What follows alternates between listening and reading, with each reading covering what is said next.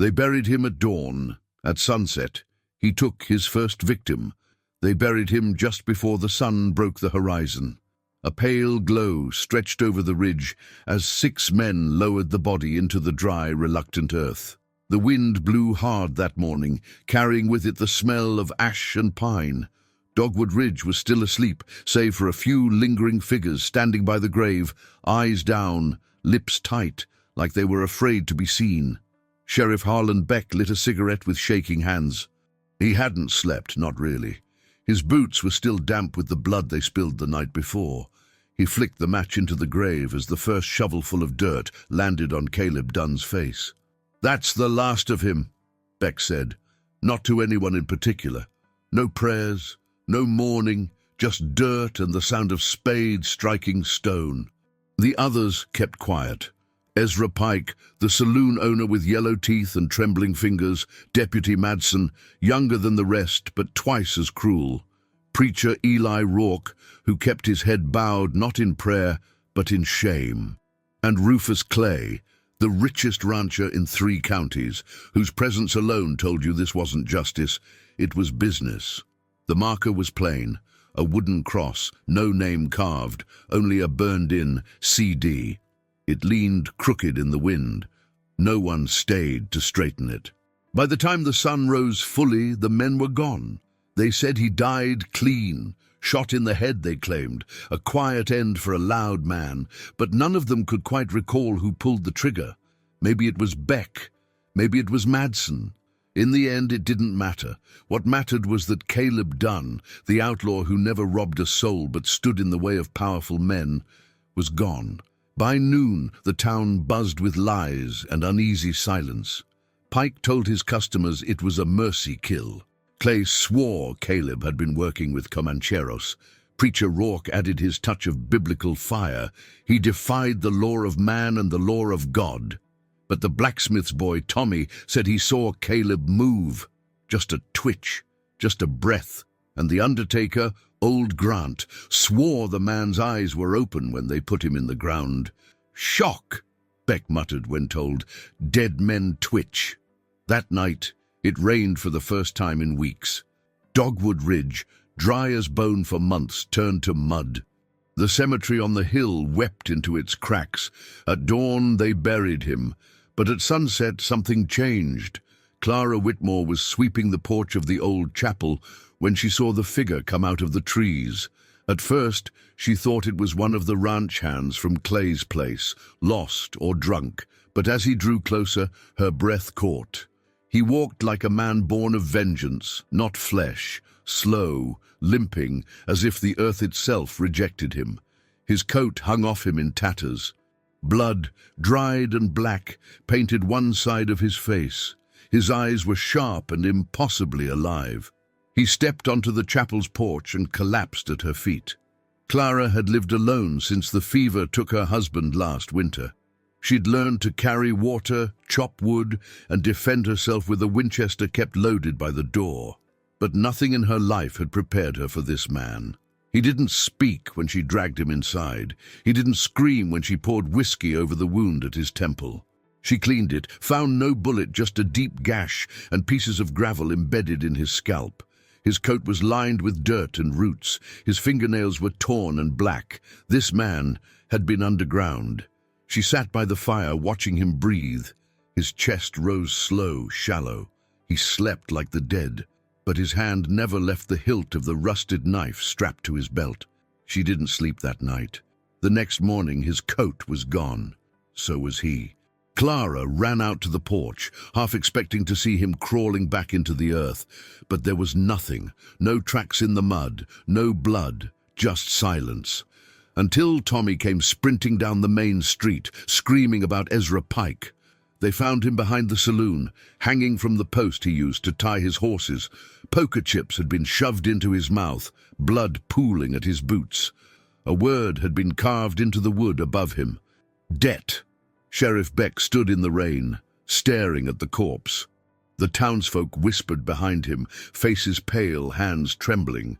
Some said it was the ghost of Caleb Dunn. Others claimed Comancheros had returned to settle scores.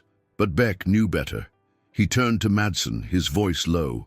We didn't bury him deep enough. High above the town, the chapel bell rang once, a hollow sound, empty and full of warning. 2 nights before they buried Caleb Dunn, 5 men stood inside an old barn at the edge of Dogwood Ridge, where the wind howled through cracked boards and the lantern light flickered like it was nervous. Caleb sat tied to a wooden chair in the center of the dirt floor. His shirt was soaked in blood. His face, swollen and battered, looked more dead than alive, yet his eyes were clear, steady, almost calm. He watched them each in turn. "You boys better hope I don't get up," he said, voice rough but steady. Rufus Clay stepped forward, tapping his silver-handled cane against the ground. He looked down at Caleb with contempt. "You think this is a game, son? That money went missing under your watch. That convoy never made it past Red Creek." Caleb coughed, a thin line of blood leaking from the corner of his mouth. "And who gave that convoy the route? Who pulled the patrols off the trail that night?" Ezra Pike looked away. Deputy Madsen shifted his feet. "I served in the cavalry," Caleb went on. "I bled for this territory, and this is how you pay it back? String me up without trial because I know too much?" Beck said nothing. He stood in the shadows, arms crossed, eyes locked on Caleb like he was trying to convince himself the man in front of him was already gone. The sheriff had seen many things in his time, but nothing sat in his stomach quite like Caleb Dunn. Not because of what he did, but because of what he didn't. Preacher Rourke gripped a Bible with white knuckles, but it never opened. "You could repent," he said quietly. "Say the words, ease your crossing." "I'll say my piece to the dirt," Caleb replied. Madsen leaned in. "Let's just get this over with." Beck stepped forward, drew his revolver, and raised it to Caleb's forehead. Caleb smiled. "The gold ain't buried in the hills, Sheriff. It's buried in your soul." The shot cracked like thunder. Caleb's head snapped back. Blood hit the floor. No one checked his pulse. Madsen muttered something about dragging him to the grave before dawn. Clay handed out coins. Pike lit a cigar with trembling fingers. Rourke crossed himself, but it felt hollow. They wrapped Caleb's body in burlap, hauled him across the dirt, and buried him in a shallow grave behind the chapel, before light touched the ridge. They marked it with a wooden cross, and the initials CD etched by knife. The earth didn't take him deep. By morning they were gone, but the dirt wasn't settled. That same afternoon, old Grant, the undertaker, noticed something wrong. The grave was disturbed, not much, just enough, like something inside had tried to push upward. He told Beck. The sheriff dismissed it. "Animals!"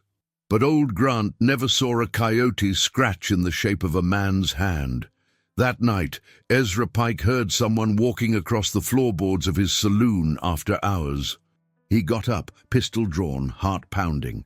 No one there, doors locked, but his deck of cards, set neatly on the bar, was scattered across the floor. One card remained face up, the ace of spades. He didn't sleep. Rufus Clay doubled his guards. Rourke began sweating through his sermons.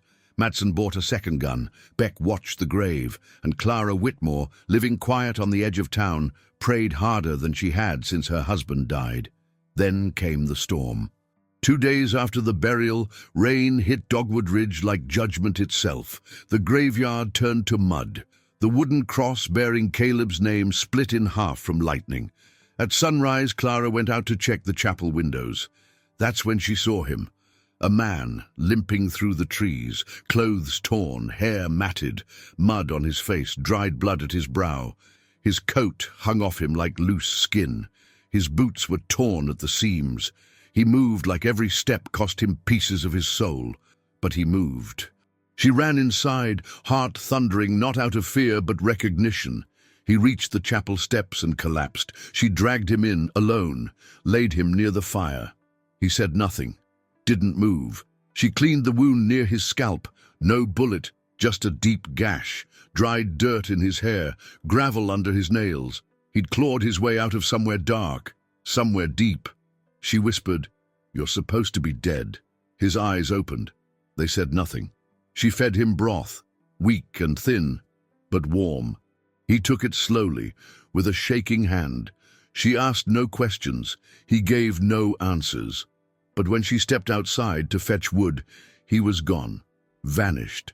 That same evening, as the sun bled over the horizon, folks found Ezra Pike hanging behind the saloon, his face purple, his boots dangling 3 feet off the ground, poker chips stuffed in his mouth, his hands tied behind his back. Carved into the beam above him was one word: debt. Beck arrived minutes later. Rourke vomited at the scene. Clay refused to speak. Madsen lit a match and whispered, "I told you he was dead." Beck looked back toward the hill. He didn't answer, but in his eyes there was a flicker of something that hadn't been there before: doubt. Word of Ezra Pike's death swept through Dogwood Ridge like wildfire in dry grass. By morning, the saloon doors stayed shut. Windows were locked. Mothers kept children indoors. No one said Caleb Dunn's name aloud, but they all thought it. They remembered the look in his eyes, the silence of his arrest, the speed of his burial. They remembered too late that Caleb had friends once, and maybe still did. Sheriff Beck stood in Pike's office, staring at the broken poker table. A bullet had been embedded in the far wall, just one. No blood, no prints, just a single card lying on the floor beneath the swinging corpse. The ace of spades. "You think it's a message?" Madsen asked, arms crossed, face pale. Beck didn't respond. He picked up the card and tucked it in his coat pocket. Outside, the sky was grey, and the bell at the chapel had started ringing again, though no one had pulled its rope in months. He turned toward the sound. Clara Whitmore hadn't spoken to anyone since the storm. Not because she feared judgment, but because she didn't trust her voice. She feared it might betray the truth she was holding in her chest like a burning coal. She had seen the man who collapsed on her porch, had tended his wounds, had watched him breathe. He didn't tell her his name. He didn't need to. He was alive and angry. The night after he vanished, Clara had scrubbed the blood-stained quilt in a wash basin. She didn't know why. She wasn't hiding evidence. She was preparing. For what? She didn't know. But when you've seen a man return from the grave, you don't question signs. You follow them. By the second sunset after Pike's hanging, Preacher Rourke barred the doors of his church and nailed the windows shut. He claimed demons were walking among the living. During his last sermon, he shouted at the crowd, sweat pouring from his collar, Bible shaking in his hands. "Vengeance is mine, saith the Lord!" he screamed again and again, as if the volume alone would shield him. No one stayed for the benediction. That same night, Rufus Clay gathered his ranch hands and rode the perimeter of his land. Lanterns swinging, rifles loaded, eyes watching every flicker of movement. When one of the ranch dogs barked at the brush, they all fired into the trees, found nothing. Clay didn't sleep. He ordered extra locks for the doors, posted guards at every gate, and had his wife and children sent to Amarillo. "This town's cursed," he muttered, "but curses don't carry knives." The third day brought a strange quiet. Even the horses seemed uneasy. The air hung heavy, like a breath no one dared release. Clara sat in the chapel, stitching a torn hymn book, pretending her hands weren't trembling. She had half a mind to ride into the next town, but something held her back. Then, just past dusk, she saw movement in the pews. She froze. At first, she thought it was shadow, but the figure stepped forward, slow, steady, without hesitation. He was taller now, or perhaps it was the way he stood, like the weight he carried was no longer burden, but purpose. His coat was torn, boots caked in mud, a knife strapped across his chest. His face still held bruises, but they had settled into the shape of someone who had chosen to rise rather than rot. "Thought you were gone," Clara whispered. Caleb said nothing. He moved toward the altar and placed a folded piece of paper on the open Bible. Then he turned and walked back into the night. She waited until she was alone again before opening it. Inside, a list of 5 names. 4 had lines through them. One remained: Rourke. At midnight, the chapel bell rang once. No wind, no hands, just a sound that carried across every rooftop and into every cracked window. Beck bolted upright in bed. Rourke never woke. They found him in the morning, slumped at the altar of his church, hands pressed together in prayer. At first glance, it looked peaceful. Then they saw the wine goblet, tipped over, and the strange color of his lips, poison. Carved into the pew beside him was a single word: confess. Sheriff Beck stood at the threshold, hat in hand, the smell of decay thick in the air. He turned to Deputy Madsen. "Get Clay. Tell him to keep his head down." "What about Clara?" Madsen asked. Beck didn't answer, but later that afternoon, he knocked on the chapel door. Clara opened it halfway, her face calm but guarded. The sheriff scanned her expression like trying to read the end of a book he'd never started. "You seen anything strange?" he asked. "Just what you already know," she said. "You tell me if that changes." He tipped his hat and walked away. She closed the door, locked it, and sat down beneath the bell rope, staring at the paper Caleb had left. Debt, confess, 3 down, 2 to go. And the sun was setting again. The morning after Preacher Rourke was found lifeless at his altar, a suffocating silence fell over Dogwood Ridge. Church bells stayed quiet. Shops opened late, if at all. Men whispered in corners, eyes darting to every alley, every shadow. 3 men were dead in 3 days, all of them connected to the same name no one dared speak. But silence never saved anyone.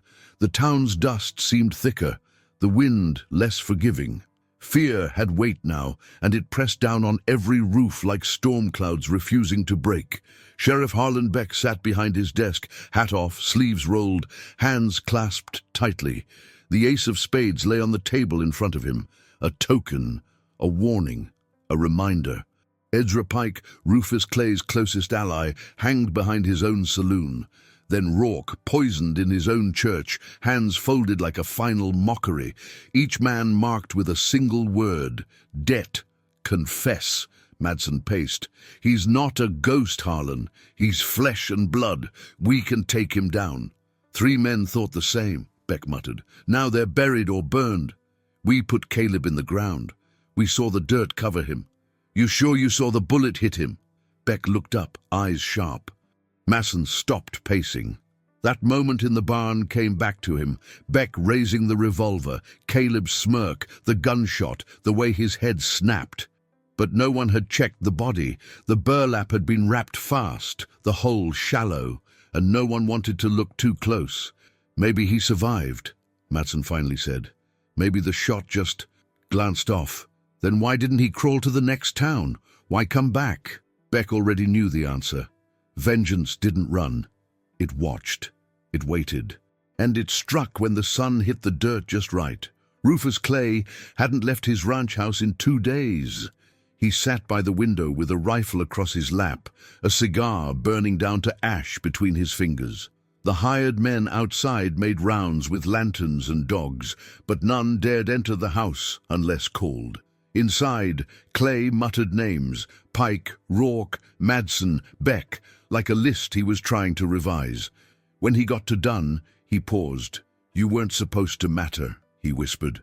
Years ago, Clay had orchestrated a scheme to redirect the army payroll wagon through a less secure route. Less secure because he'd made sure it would never arrive. That gold had been melted and buried beneath one of his own barns. When Dunn caught wind, it was too late. The only way to erase the loose end was with a bullet. But now Dunn was walking. That afternoon, Beck returned to the chapel. Clara stood outside, sweeping the steps. Her eyes met his calmly, but there was something harder in her now, like the wind had shifted inside her bones. "You hear the bell last night?" he asked. "I live under it," she said. "You seen anyone unusual? Strangers passing through?" "No more than usual. Mind if I come in?" "I do." Beck hesitated, then nodded. "If you see anything, I'll do what's right." He held her gaze, then walked away. She watched him go, fingers tightening around the broom handle. Inside the chapel, beneath a loose floorboard, the folded list remained. Only 2 names left now: Madsen, Clay, and Caleb had been watching. From the trees across the field, he saw Beck's posture, the tension in his shoulders, the way he turned every few steps like he knew he was being followed. But Caleb didn't follow, not yet. He waited. Revenge wasn't a flame. It was frost. It crept. It chose its moment. That night, Madsen tried to drink the fear out of his gut. He downed half a bottle in Beck's office and stumbled back to his rented room behind the feed store. He checked the door lock twice, pulled the curtain, sat on the bed with his revolver in his lap. When he blinked, Caleb's face came to him. Not the face he'd seen in the barn, but the face of a man rising from a shallow grave, mud caked in his beard, eyes bright with purpose. He stood, pacing. He checked the window again. Nothing. Just wind and shadows. Still, he didn't sleep. Instead, he kept the gun across his knees until morning. Rufus Clay, meanwhile, planned an exit. Before the sun fell, he gathered a bag of cash, loaded a rifle, and told his most trusted ranch hand, Eli, to ready a horse by dawn. "We ride north," he said. "No stops." "You running?" Eli asked. Clay grabbed him by the collar. "I'm staying alive." But just after midnight, the barn erupted in flame. By the time the ranch hands got there, the roof had collapsed. The air stank of kerosene. The barn was where Clay had buried the gold 10 years ago, melted and sealed in iron bars. Now it was a furnace. Clay rode out, wild-eyed, toward the chapel, coat flapping behind him like a man trying to outrun his sins. Clara woke to the sound of hooves and hammering fists on the door. "Open up!" Clay shouted. "Please!" She lit a lantern and opened the door just wide enough to see his sweat-drenched face. "I need sanctuary, just for tonight." "This ain't a fort," she said. "You know who's doing this, don't you?" he pleaded. "It's him. It's Caleb." Clara didn't answer. "I'll pay," Clay said. Had money." "You already paid," she said coldly.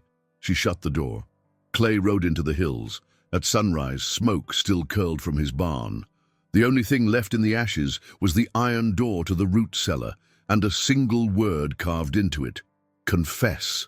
Smoke coiled above the hills like a wounded serpent as the sun rose on Dogwood Ridge. The fire that swallowed Rufus Clay's barn had left behind little more than blackened beams and the sour scent of old secrets burning. By morning, the whole town buzzed under its breath. No one believed Clay's muttering about lightning. The barn was too solid, the weather too dry. No, they all suspected something more deliberate, the kind of destruction that had purpose. Vengeance, maybe. Retribution shaped by fire and silence. And if they had any doubt, the word carved into the iron gatepost was enough to erase it. Betrayer. Sheriff Beck stood near the ashes, his coat fluttering in the morning breeze, the brim of his hat pulled low over weary eyes. He stared at the gatepost for a long time, saying nothing. Madsen stood nearby, boots still wet from riding in before dawn, spurs clinking nervously as he shifted his weight. "You still think it's just bad luck?" Beck asked, not turning his head. "I think it's Clay's past catching up," Madsen replied. "Ours too, maybe." Beck finally looked up. "We buried a man without checking if he was breathing. That ain't just a mistake. That's a crime. Maybe the only difference between Clay and us is how close to the fire we stood." Madsen scoffed, but the sound lacked conviction. Clay, for his part, hadn't spoken to anyone since the night before.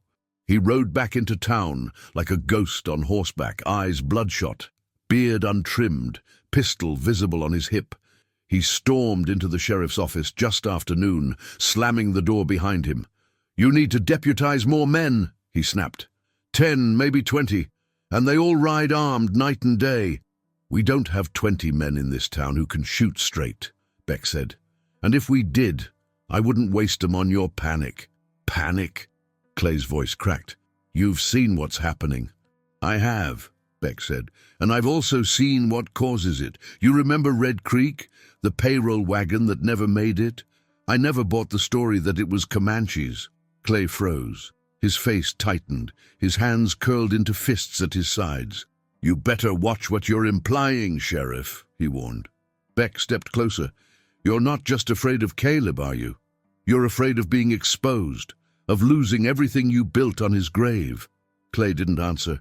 He just turned and left, slamming the door behind him. Later that afternoon, Clara swept the chapel steps, pausing every so often to glance toward the edge of town. The air had grown still, unnaturally so. Even the birds had fallen quiet. She felt it again, that pressure behind her ribs, the weight of something coming. She'd felt it the night Pike died, and again before Rourke was found cold. Now it crept closer, heavier than before.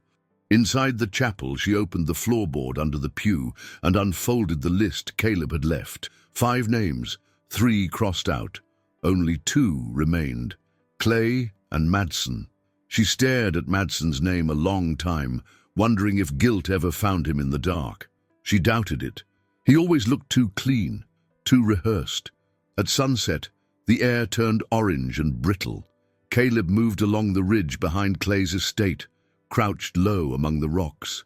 He had watched the barn burn, watched Clay scream into the darkness, watched him beg a God he'd never believed in. Now it was time. He descended toward the ranch slowly, knife at his belt, pistol strapped low. His face was smeared with soot, his hands black from ash. He looked less like a man and more like something pulled from the underworld, risen for a single task. No speech, no warning, just reckoning. As the sun touched the horizon, Clay's guards lit lanterns and took up their posts. They were paid well, but didn't believe in what they were protecting, not anymore. Rumors spread fast in Dogwood Ridge, and even faster among hired men.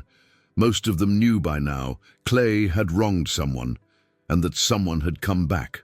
Near the stables, one of the guards found the stallion, Jupiter, covered in sweat, lathered and trembling. On his flank, burned deep into the hide, was a word none of them had expected.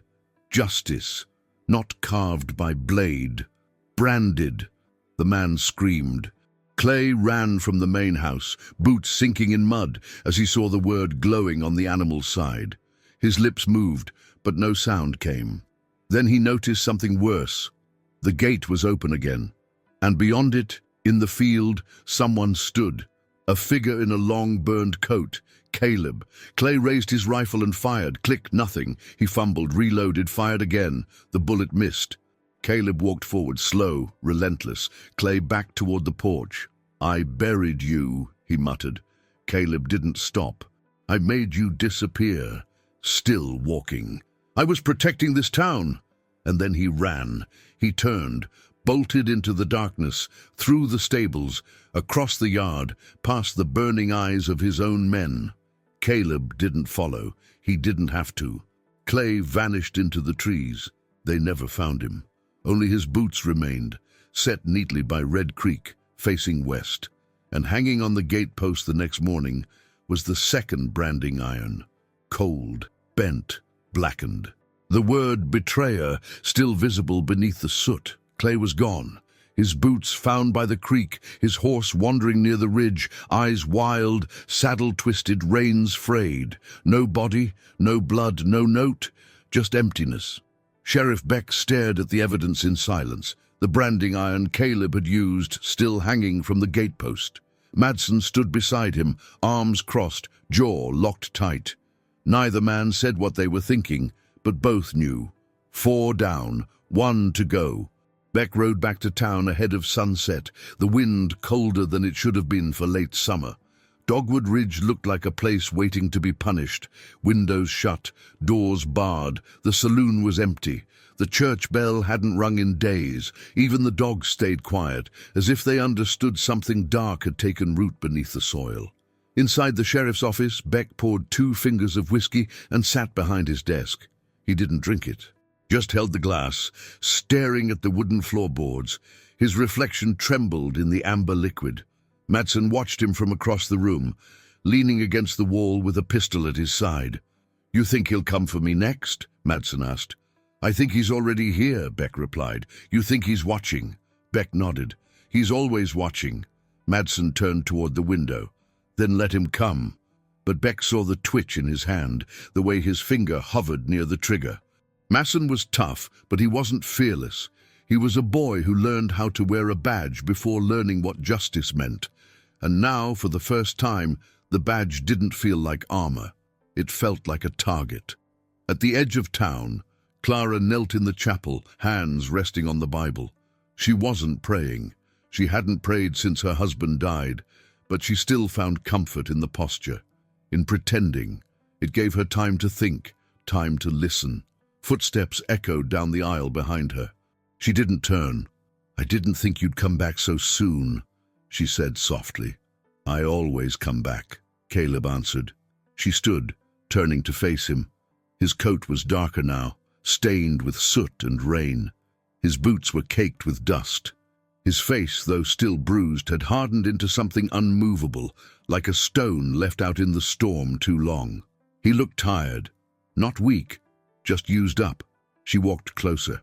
"You've crossed out 4 names. 1 left," he said. "Then what?"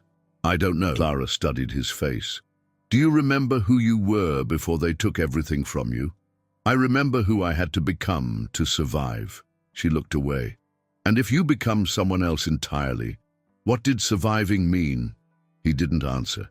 She reached beneath the pew, pulling out the list. She unfolded it, handed it to him. Madsen's name was the last. "He was young," she said. "Didn't know better. Maybe still doesn't." "He pulled the trigger," Caleb replied. "Maybe he thought he was following orders. So did soldiers who burned villages." Clara took a breath. "What about Beck?" Caleb folded the list again. "He shot me. And yet, his name isn't on the list." Caleb looked at her. His voice was quieter now. "Beck is the weight. Madsen is the act." That night, Clara visited Beck's office. He was alone. She closed the door behind her, her face calm, hands steady. "I need to talk to you," she said. Beck nodded, gesturing to the chair across from him. She sat, folding her hands in her lap. "You know who's doing this," she said. "I do. And you're letting it happen." "I'm watching it happen." Clara leaned forward. "Why didn't you add your name to the list?" Beck looked at her. "Because I already live like I'm dead." She shook her head. "You're still breathing. You still have choices." Beck's eyes narrowed. "You helping him." "I helped him stand. I cleaned his wounds. I gave him food, but I never gave him names. He already had them." Beck rubbed his face, weariness bleeding through his voice. "Then why are you here?" "To ask you to stop this." "I can't stop what we started." She leaned closer. "But you can stop Madsen from dying." The next morning, Caleb stood at the edge of town, coat wrapped tight, rifle slung across his back. He waited for the sun, for the final step, for the boy who'd followed orders like a dog chasing a whistle. He didn't hate Madsen, but he hadn't come this far to leave a piece undone. Madsen knew Caleb would come. He sat in the jail, cleaning his revolver, checking the rounds again and again. Every creak of wood made him jump. Every whisper of wind sounded like boots on gravel. He'd killed a man once, or so he thought. Now that man was walking toward him with hell in his bones. Beck stepped into the room just before noon. "You got 1 hour," he said. Madsen looked up. "1 hour for what?" "To leave." "Leave? That's it?" Beck nodded. "That's it. You think running will save me?" "No," Beck said, "but it might give you time to grow into a man you're not yet." Madsen stared. "You really believe that?" "I believe Caleb might." Outside, Clara stood on the steps of the chapel, watching the horizon, watching for the dust to rise, watching for the 5th name to be spared or swallowed whole. The dust came in from the west, thick and bitter, painting the town in shades of rust and regret. By late afternoon, Dogwood Ridge looked deserted. Chairs sat empty on porches. Horses shifted nervously in their stalls. Doors were locked, curtains drawn. Even the saloon was quiet, its swinging doors still for the first time in memory. The streets felt like a stage left, waiting for the final act. Everyone knew who the last name was. Everyone knew the sun would set red tonight. Deputy Madsen didn't sleep the night before. He sat alone in the jailhouse, the walls closing in on him like the sins he'd ignored for too long. He cleaned his revolver, then cleaned it again, 5 bullets loaded, one in his hand. He flipped it over and over between his fingers as if weight and metal could offer answers. They didn't. He wasn't a bad man, not at first, just young, too eager to prove himself, too loyal to the wrong voices. When Clay gave the order and Beck didn't stop it, Madsen thought it was justice, or something close enough to wear the name. But now, 4 men were gone. And Caleb Dunn had survived the grave they put him in, which meant nothing was as it seemed, maybe never had been. Across town, Sheriff Beck stood by his window watching the street. His badge sat on the desk beside him. He hadn't worn it in 2 days. He wasn't sure it meant anything anymore. What good was law in a town built on silence and shallow graves? Every step Caleb had taken was one Beck could have prevented, but he hadn't. He'd fired the shot and watched them cover the man in dirt, and said nothing since. The bell above the chapel hadn't rung in days, but Clara was inside, lighting candles one by one. The flame flickered with each gust of wind, as if unsure whether to hold or vanish. She moved slowly, hands steady. She hadn't seen Caleb since Clay disappeared, but she felt him, in the walls, in the dust, in her chest. She knew what was coming, and she prayed, if not to save Madsen, then to save what little soul remained in the man Caleb used to be. At dusk, Madsen stepped into the street, his boots dragged through the red dust. He walked with his head high, but the weight in his spine betrayed him. Townsfolk watched through cracks in their shutters, holding breath, clutching rosaries and old regrets. Madsen walked north, toward the edge of town, toward the cemetery, toward the man he'd helped bury. Caleb stood beneath the twisted remains of a dogwood tree. He had no rifle, no knife in hand, just his coat, his breath, and the scars carved into his face. Behind him, the cross bearing his initials leaned crooked in the earth. Time had not been kind to it. Then again, neither had men. He turned as Madsen approached. "Came alone," Caleb said. "I figured I owed you that." Caleb tilted his head. "You were the youngest, the quietest. I wondered if you'd run." "I did," Madsen replied, "but not far, just in circles, around guilt." Caleb studied him. "Do you remember what I said in that barn?" Madsen swallowed. "You said I better hope you didn't get back up." "I remember your face when I said it. You were scared." "I still am." Caleb stepped forward. Madsen didn't flinch. "I didn't stop them," Madsen said. "I didn't pull the trigger, but I didn't stop it. You helped dig the hole." "I did." Caleb reached into his coat, pulled out the folded list. 5 names. 4 crossed. 1 remained. His hand trembled, not from weakness, but from choice. He looked Madsen in the eye and drew a line through the last name. At that exact moment, the chapel bell rang, just once. A low, hollow sound that echoed across the town like thunder over a barren field. Sheriff Beck heard it and exhaled for the first time in hours. Clara, standing beneath the steeple, let a single tear fall down her cheek. Back at the graveyard, Caleb dropped the list onto the dirt. The paper caught the wind and rolled toward his own grave. The cross with his initials creaked, then snapped under its own weight. He didn't move to fix it. "I didn't deserve mercy," Madsen whispered. "No," Caleb said, "but I didn't come back for mercy. I came back for truth. You just happened to survive it." Madsen turned to leave. "Go somewhere new," Caleb called after him. "Don't wear a badge until you know what it means." Madsen paused, nodded, and kept walking. As the last light faded from the sky, Caleb stood alone beside the broken cross that bore his name. He wasn't dead, but the man they tried to bury never truly came back either, only what was left of him. Sheriff Harlan Beck hadn't slept the night before. He'd sat in his office with the oil lamp burning low, eyes fixed on the street through the dusty window. The town was too quiet, not peaceful, just holding its breath. Every board creaked louder. Every gust of wind felt deliberate. He had cleaned his revolver twice, not because he planned to use it, but because it gave his hands something to do besides shake. The badge still lay on the desk, the same star he'd pinned on his chest the night they decided to kill Caleb Dunn.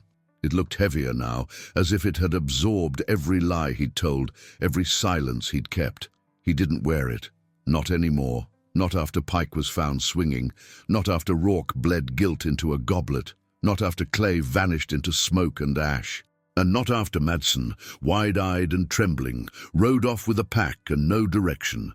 But today, Beck knew he couldn't stay inside. He stood slowly, bones tight with age, and something worse. Regret didn't sit in the heart. It lived in the joints. He picked up the badge, held it in his palm, then put it in his pocket. Not to wear, but to bury. Dogwood Ridge was still as he stepped outside. Sunlight stretched long over rooftops, painting the world in a false calm. A few curtains shifted. No one dared meet his eyes. He didn't blame them. If Caleb came today, there would be no crowds, no witnesses, only judgment. At the chapel, Clara waited. She said nothing as Beck climbed the stairs. She simply opened the door and stepped aside. He walked past her into the nave, where a dozen candles burned on the altar. For the dead, for the guilty, for what was left of either. He sat in the front pew. He waited. Caleb arrived as the sun kissed the horizon. His steps were quiet, deliberate. He entered without ceremony. He looked like a man who'd buried 100 parts of himself and wasn't sure which ones had stayed dead. His coat hung loose on his frame, and his face, though calm, held a storm Beck could feel before a word was said. Caleb stopped at the end of the pew. Beck stood slowly. "I never said I was sorry," Beck said. "I never needed to hear it," Caleb answered. "I shot you, buried you, lied about all of it. I know.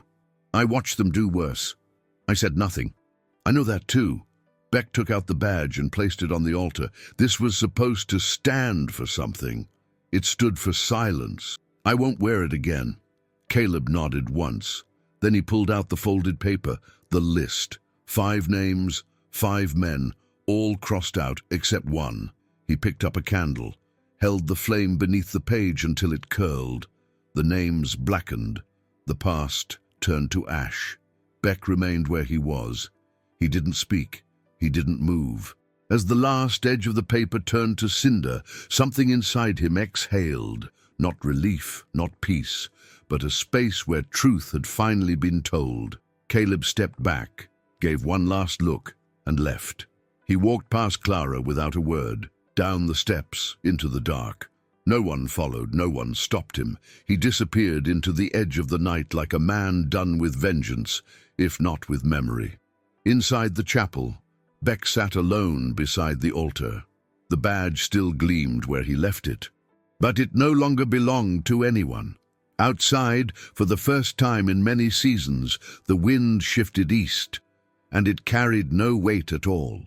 The next morning came without warning. Just a slow brightening behind the hills, as if the sun itself were unsure it wanted to rise. Dogwood Ridge stood in silence, bruised by all it had endured, yet still intact. No gunfire cracked the dawn, no bodies on the street, but everyone knew the final name had been crossed. And something else, something quieter, had taken its place. Clara swept the chapel steps with practiced hands, her eyes on the horizon. She hadn't seen Caleb since he walked into the dark. She didn't expect to. Men like him didn't return for thanks. They vanished like storms, leaving damage, yes, but also the kind of stillness that only follows lightning. Inside the sheriff's office, Beck sat at his desk, not with whiskey, but with paper. He was writing something, a letter, maybe a confession, maybe a map for the next man to wear the badge, if there ever was one. His revolver lay on the desk, unloaded. The bullets lined up neatly beside it like punctuation marks for a sentence not yet spoken. Out on the prairie, miles from town, a man moved with a limp and a purpose. Caleb Dunn didn't look back. He carried no bag, no rifle, only the coat on his back and the memory of 5 men who had tried to bury him before sunrise. But vengeance was a shallow well, and now it was dry. As he crested a ridge, he saw the world spread before him. Valleys untouched by blood, rivers that still shimmered clean in the sun. He didn't smile, but something in his face loosened. He wasn't finished, but he was free. Back in town, the blacksmith's boy found the list, what was left of it, tucked beneath the chapel door, the edge charred but the intent unmistakable. He brought it to his father, who brought it to Beck, who held it for a long time before placing it in the town records, between the land deeds and the obituaries. They wouldn't speak Caleb's name in public, not yet, but in whispers, folks said he did what the law never could, what the law was too scared to do. Some said he was a ghost, others an angel of wrath. A few called him mad. But the quietest voices, the ones who had watched husbands buried wrongly, sons hung by false tongues, daughters taken under pretense of order, those voices called him necessary. In the saloon, a stranger ordered whiskey and left 2 coins on the counter. The barkeep noticed the way he looked around, not nervous but alert, like a man trained by survival, not comfort. The stranger asked if this was the town where the reckoning had happened. The barkeep didn't answer, just poured another drink. Days passed. Then word came from the neighboring county. A man named Halver Strange, one of the 5, not on the list, but certainly one of the old circle, had been found face down in the river, wrists bound, a crow feather pinned to his coat. Folks argued. Some said Caleb had moved on, others said this was a copycat. Beck knew better.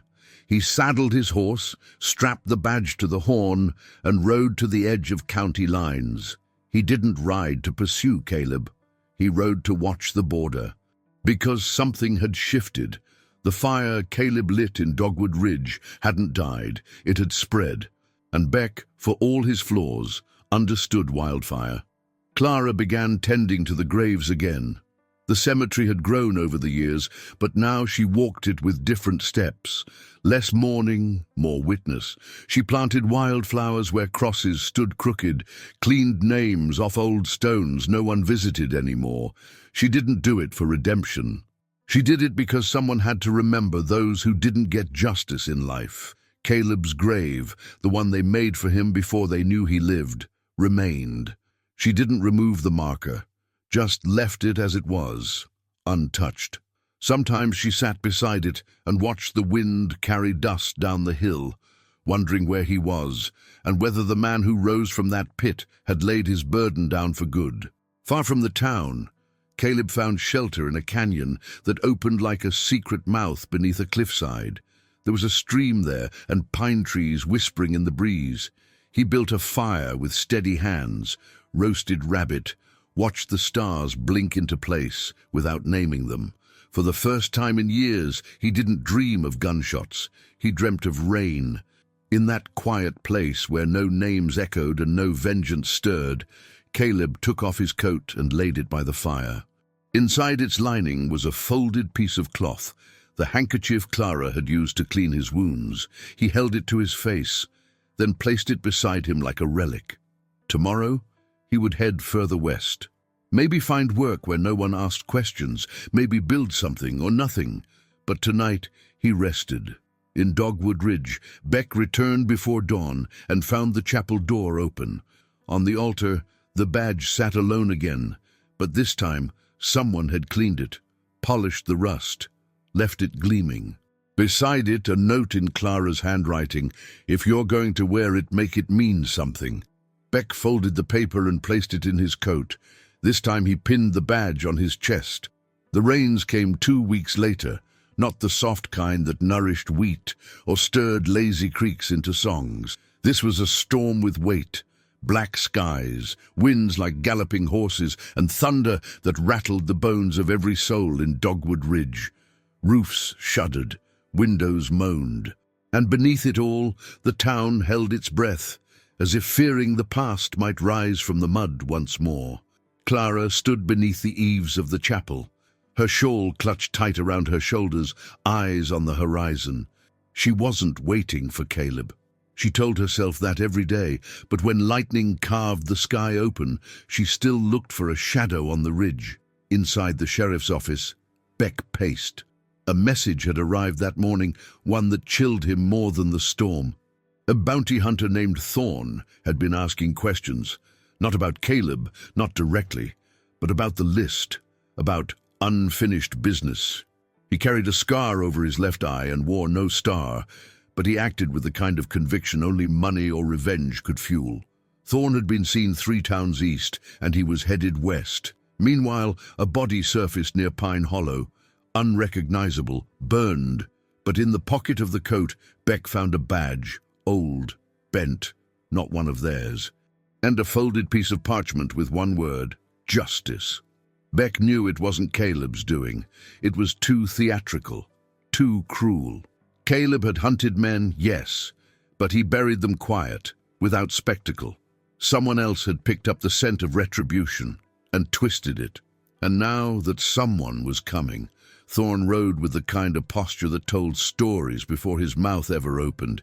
He didn't need to shout. His silence was a hammer. In every town he passed, the air changed. People stepped aside. Dogs stopped barking. Kids stopped laughing. He arrived in Dogwood Ridge just before dusk, rain still clinging to the saddle. His horse, black and scarred, moved like it knew the streets. Thorn dismounted in front of the saloon and stepped through the swinging doors like a man walking into his own funeral, without fear, but expecting trouble. Inside, Beck was waiting. They locked eyes across the room, and for a moment it felt like the storm outside had paused. "You Beck?" Thorn asked, voice like gravel. "I am. You know why I'm here." Beck stood slowly. "If you're hunting Caleb Dunn, you're too late. He's gone." Thorn shook his head. "I'm not after Dunn. I'm after what he started." Beck narrowed his eyes. "That ain't your right." Thorn smirked. "Justice don't wait for permission, and it don't wear your face." They stared at each other, the saloon dead silent. Then Thorn turned and left, leaving muddy boot prints behind. But Beck knew this wasn't over.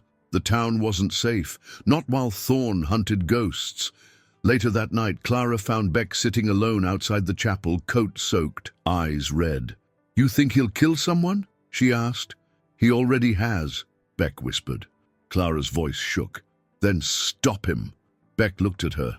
"I don't know how." She placed a hand on his. "Then figure it out, before Dogwood Ridge becomes a place no one can come back from." Miles away, in the canyon where the wind spoke soft truths, Caleb sat beside the fire, skin warm with smoke, hands rough with ash. He'd tried to forget the weight of names. He'd tried to walk as a man again, not a shadow. But the name Thorn reached him, not through letter, not through voice, through silence, broken. The kind of silence that comes when something evil enters a place once washed clean. He left before dawn. No rifle, no horse, just a knife and a coat. His boots touched the ground like memory returned. Back in Dogwood Ridge, the rain finally stopped. The ground steamed, the streets filled with mist. Thorn stood in front of the chapel, coat open, gun low. Beck faced him, alone.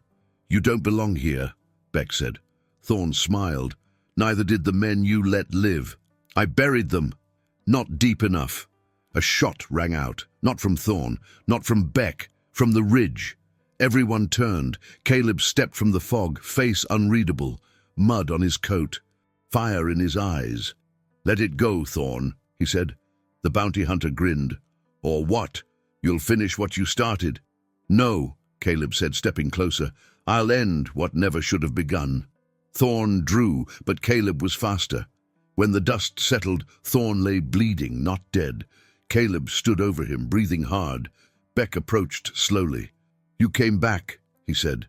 "I never really left," Caleb answered. As the townspeople gathered, no one cheered. No one spoke. Because justice, real justice, wasn't loud. It was quiet, final, unwritten. Clara stepped forward and placed a hand on Caleb's arm. "You done?" He looked at her, the storm behind his eyes finally clearing. "I think so," he said. And for the first time, Dogwood Ridge exhaled. They weren't just survivors anymore. They were witnesses. If this story moved something in you, if it made you think about justice, redemption, or the price of silence, then don't let it end here. Share your thoughts in the comments below. Tell us what justice means to you. And if Caleb's journey left a mark on your heart, make sure to subscribe to the channel. There are more forgotten tales waiting to be told, and we want you with us for every step of the trail.